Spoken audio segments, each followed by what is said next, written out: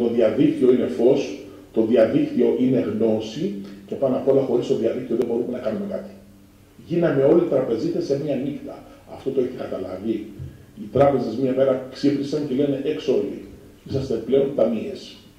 Εγώ δεν ξέρω, δεν κάνω. Είστε ταμείες, τέλος. Ένας ταμείας για να εκπαιδευτεί θέλει 2 μήνες, 3. Εμείς όλοι εκπαιδευτήκαμε σε ένα βράδυ. Μόνοι μας. Ξυπνήσαμε το πρωί και είμαστε ταμείες. Έτσι πάμε, γίναμε ταμείες όλοι. Και έρχονται τα απόλυρα της έλλειψης γνώσης και ξεπερνάμε τα 200 εκατομμύρια ευρώ σε ένα χρόνο σε τραπεζικές συναλλαγές που δεν κάναμε αλλά κάναμε, ξεπερνάνε σε 400 εκατομμύρια οι επενδύσεις που δεν κάναμε αλλά κάναμε και ξεπερνάνε τα απόλυρα των αγορών, αλλά 200, περίπου 1 δισεκατομμύριο ευρώ είναι ο χρόνος, η απάτη μέσα από το διαδίκτυο, που κάποιοι χαίρονται. Μας τα πήρανε.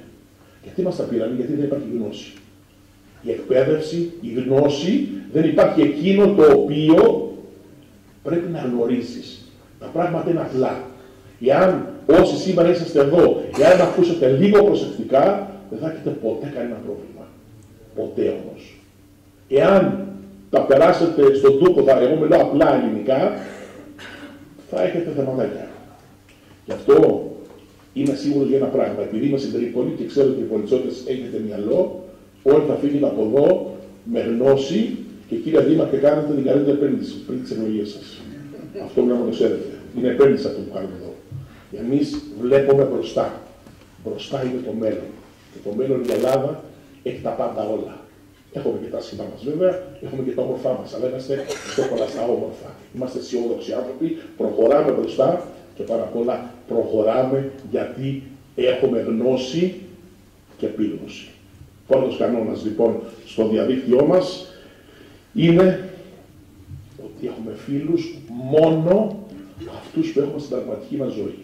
Εδώ εάν ρωτήσω με το ακροατήριο, που δεν θέλω να το κάνω αυτό, αυτή τη βάσανο, πόσους φίλους έχεις βρε Μαρία στο Facebook ή στο Instagram, θα ακούσω 2-3-5 φίλους, εκ των οποίων ξέρει καμία εικοσαριά.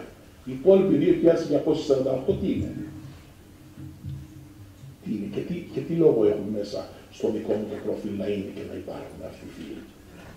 Άρα με απλά λόγια έχουμε ένα μεγάλο πρόβλημα εδώ, ένα έλλειμμα. Αυτοί που έχουν μπει μέσα στη ζωή μας, χωρίς να τους ξέρουμε, είναι ένα μεγάλο αγκάθι στην καθημερινότητά μας. Δεν μας προσφέρουν τίποτα, απολύτως όμως τίποτα. Είναι το τίποτα το εντελώς. Το μόνο που μας δίνουν είναι καταστροφές, ζημιές, προβλήματα να μας κάνουν. Γιατί μέσα από αυτούς υπάρχουν οι ανέντακτοι, υπάρχουν όμως και οι πονηροί. Οι πονηροί τι κάνουνε? Ή θα μας ρίξουν μέσα λογισμικό κακόβουλο, ή θα μας πάρουν κάποια διαχείριση, ή θα μας ρίξουν τίποτα κακόβουλα σχόλια, είτε θα μας κάνουν κάποια ζημιά που εμείς δεν μπορούμε να κάνουμε πρόγνωση αυτή τη στιγμή. Άρα για ποιο λόγο να έχουμε φίλους, αυτούς που δεν γνωρίζουμε, αφού δεν είναι φίλοι μας. Όποιος μας κάνει ατιμαφιλίας δεν είναι φίλος. Πάμε να ρίξουμε το διαδικτυακό bullying χωρίς να το χτυπάμε στη ρίζα του. Επικεντρωνόμαστε στο θύμα, λέμε στο θύμα τι να κάνει, γιατί ακόμη δεν ξέρουμε πώς να περάσουμε στα παιδιά, στους έφηβους ή και στους μεγαλύτερους, στους θύτες, το πρόβλημα που δημιουργούν. Πώς να σταματήσουμε το πρόβλημα από τη ρίζα του.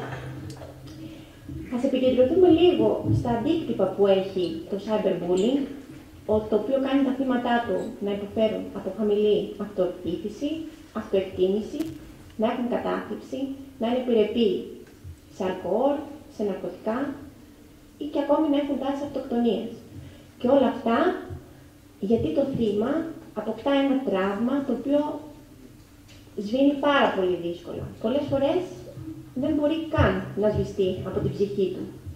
Γιατί μέσα του έχει την πεποίθηση ότι ό,τι συμβαίνει στο διαδίκτυο δεν έχει επιστροφή. Ό,τι έχει ανέβει στο διαδίκτυο δεν μπορεί να σβήσει. Και εδώ θα σταθούμε λίγο, γιατί ο κόσμος πρέπει να μάθει πως υπάρχουν λύσεις. Η τελευταία μας εκστρατεία τις τελευταίες ημέρες έχει να κάνει με τη διαγραφή ροζ περιεχομένου από το διαδίκτυο. Θύματα τα οποία έχουν πέσει, θύματα cyberbullying, όταν έχουν ανέβει φωτογραφίες τους ροζ ή ροζ βίντεο τους, όντας ανήλικοι, μπορούν να απευθυνθούν σε εμάς, μπορούν να απευθυνθούν στο Crime Lab και μαζί με τη βοήθεια εξειδικευμένων τεχνικών κατεβάζουμε αυτά τα βίντεο ή αυτές τις φωτογραφίες από πολλές πλατφόρμες του διαδικτύου και διασφαλίζουμε ότι ποτέ ξανά δεν θα μπορέσουν να ανέβουν στο διαδίκτυο τα συγκεκριμένα αρχεία. Το Διεθνές Ινστιτούτο για την Κυβερνοασφάλεια έχει κυρίως εκπαιδευτικό και ενημερωτικό χαρακτήρα και μέσα από αυτή τη δράση πραγματοποιούμε πάρα πολλές ημερίδες καθημερινά σε όλα τα σχολεία της Ελλάδας.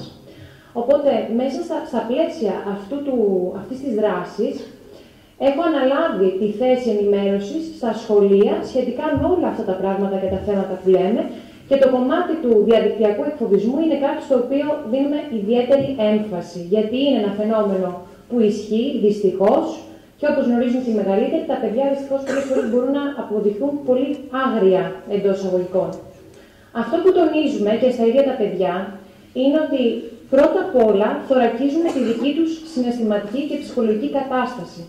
Έτσι ώστε εάν βρεθούν θύματα μιας τέτοιας εκφοβιστικής διαδικασίας, η οποία λαμβάνει χώρα είτε στο διαδίκτυο, είτε μπορεί να εξελιχθεί διαζώσεις, να είναι σίγουροι και να έχουν τη δύναμη μέσα τους να το επικοινωνήσουν αρχικά στους ενήλικες, είτε εκείνοι είναι γονείς είτε είναι εκπαιδευτικοί, για να ληφθεί ο έλεγχος από κάποιον ενήλικα και να ακολουθήσουν αργότερα οι κατάλληλες διαδικασίες. Το θέμα της ημερίδας μας είναι κανόνες και ασφαλή πλοήγηση στο διαδίκτυο. Είναι ιδιαίτερη τιμή που τον έχουμε μαζί μας. Να σας πω ότι αυτή ήταν μια πρωτοβουλία του Συλλόγου Γονέων του Μουσικού Σχολείου Τρίπολης, όμως απευθυνθήκαμε και ζητήσαμε τη στήριξη του Δήμου και εδώ δημόσια θα ήθελα να πω ευχαριστώ στον κύριο Δήμαρχο και στην κυρία Καρούτσου και στον κύριο Χατζόπουλο που στηρίζουν αυτή τη δράση.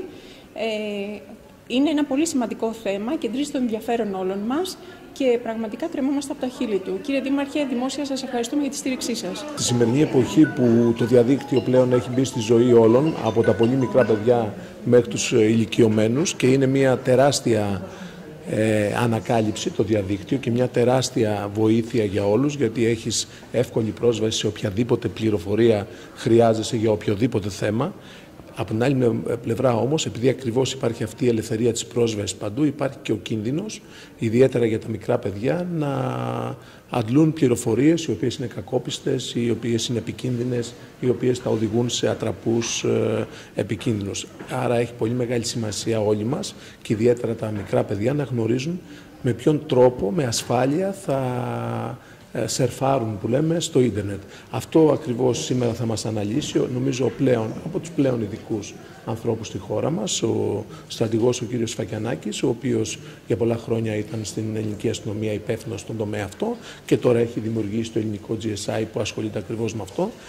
Άρα είναι ο κατάλληλος άνθρωπος για να μιλήσει για ένα θέμα εξαιρετικά επίκαιρο και όπως είπαμε ζωτικής σημασίας, ιδιαίτερα για την υγεία, για την ασφάλεια πολλές φορές, ακόμα και για τη ζωή των μικρών παιδιών.